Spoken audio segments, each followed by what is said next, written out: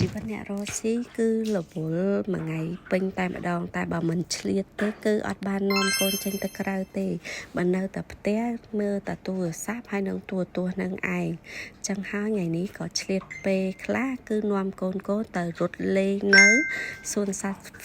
ចឹងណាហើយយើងក៏ទៅញ៉ាំអីនៅទីនោះផងដែរពេលល្ងាចហើយអញ្ចឹងបែបរីឡេកខ្លះទៅហើយនេះគឺទេសភាពដែលខ្ញុំបានថតឲ្យបងពើជាមួយនឹងកូនត្រេនចាដើរគេក៏ឃើញការអីចឹងទៅហៅម៉ាមីមកថតហើយចំណែកកូនបងនេះគឺជីកង់របស់ប្អូនលេងចឹងទៅឲ្យកូនបើអត់មានអីជីហ៎ចឹងហើយការលេងចឹងទៅណាហើយក៏ចៃដន្យអីប៉ារៀបចំអីវ៉ាន់រួចជាស្រេចតែម្ដងចឹងហើយមានអីទៀត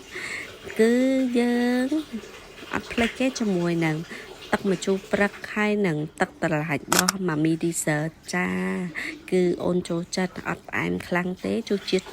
ជូរចេញពីរុក្ខជាតិផ្កាតែម្ដងដល់ពេលយើងល្ងាចដែរអញ្ចឹងហើយពួកគាត់ឃ្លានហើយអញ្ចឹងហើយមានតែអាំងសាច់គួយញ៉ាំទៅទៅពេលញ៉ាំហើយគាត់រត់លេងអីអញ្ចឹងទៅដល់ពេលហៅម៉ាមីមកស្មានតែមានការអីចាគឺអូនសប្រៃម៉ាមីហ្នឹងដកផ្កាចេញពីច្រមុះឲ្យទាំងបងទាំងប្អូនហ្នឹង